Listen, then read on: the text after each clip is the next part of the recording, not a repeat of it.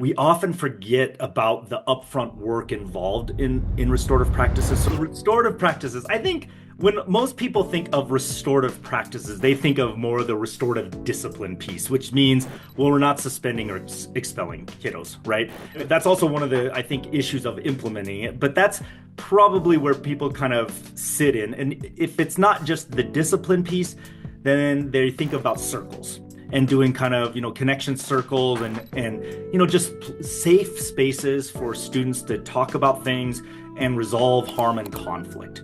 And so now that is a huge element of restorative practices. I think what I found though throughout my work with schools and school districts trying to implement something like this, we often forget about the upfront work involved in restorative practices. So if I was to define restorative practices, and my definition would be really an alignment and a connection to social emotional learning, trauma-informed practices, all fitting within that multi-tiered system of support. So to me, it's more about systems work. It's about creating a climate and a culture where the practices of restorative practices actually can happen.